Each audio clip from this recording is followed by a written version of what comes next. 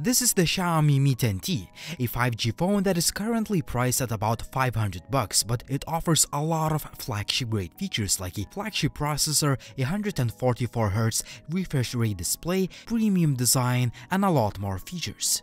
In this long-term review, I wanted to share my thoughts about this phone so you can decide if this device is right for you. Design is always subjective, but the Mi 10T is one of the most beautiful phones out there.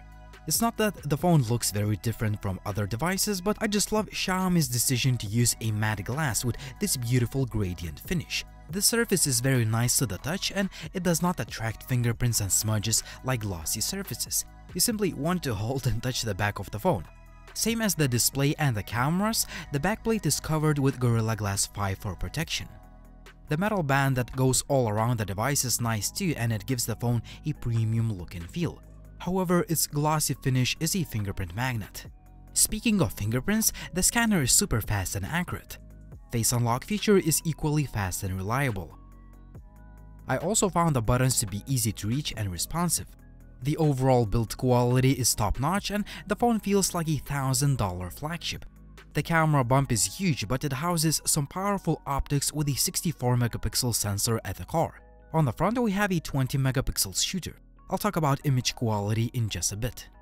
A 144Hz refresh rate display is one of the standout features of the device. While it's of an LCD variety, which may disappoint some users, but it's still an excellent panel both for indoor and outdoor use thanks to 650 nits of peak brightness.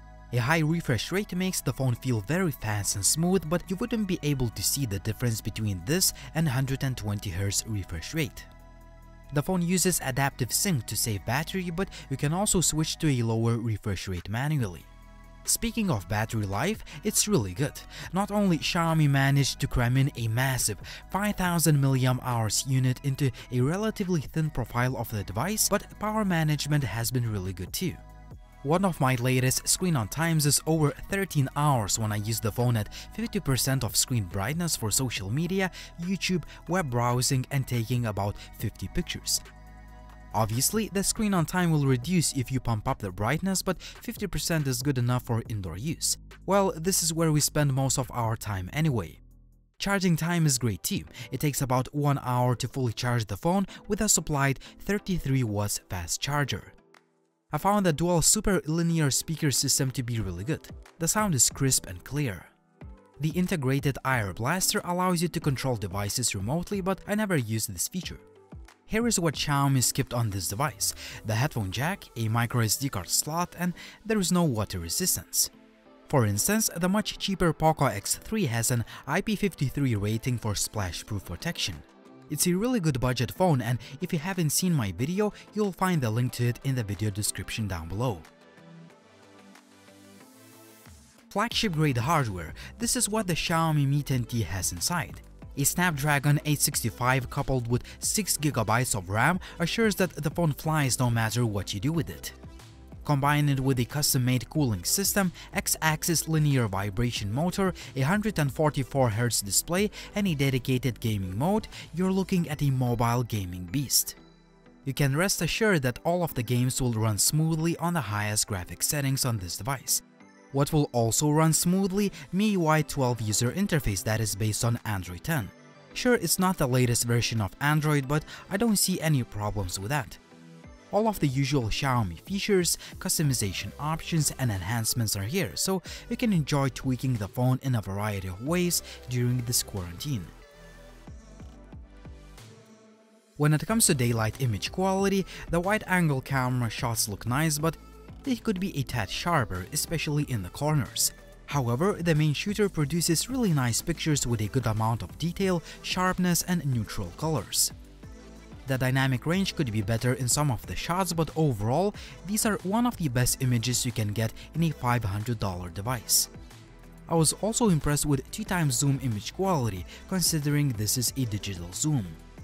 A 64-megapixels mode gives you a ton of detail for cropping and the images come out nice, but I would stick to a standard auto mode.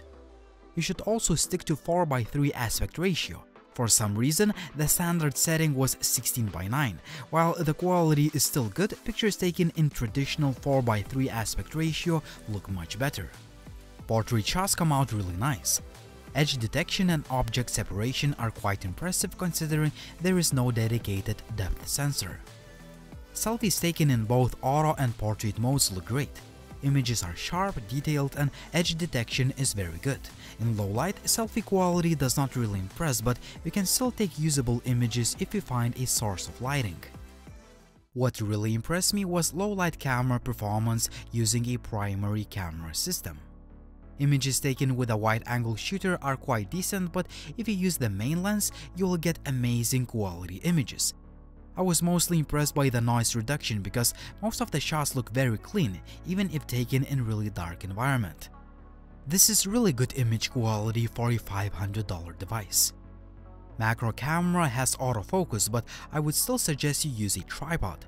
Otherwise, most of the shots will be out of focus.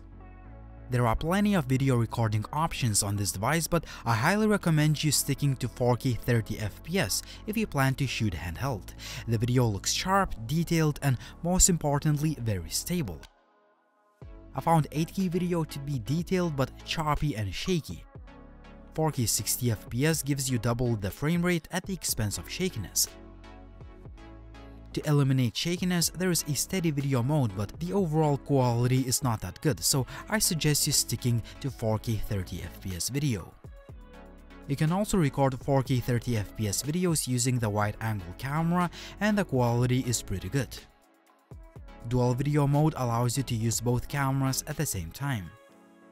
1080p 30 FPS video looks pretty good and video stabilization is surprisingly decent. Sound recording quality is quite good too.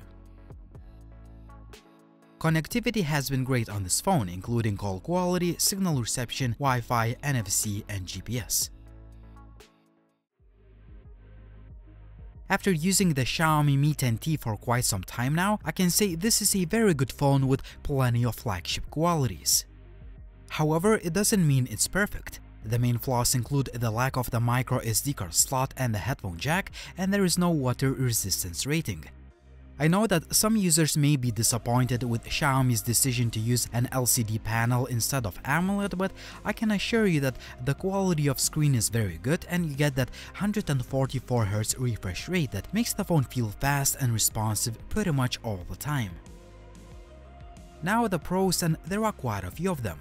It all starts with beautiful design and continues with flagship-grade build, flagship-grade specifications, flagship-grade overall performance, 5G connectivity, really good cameras, excellent battery life with fast charging, NFC, and a good-sounding dual-speaker system.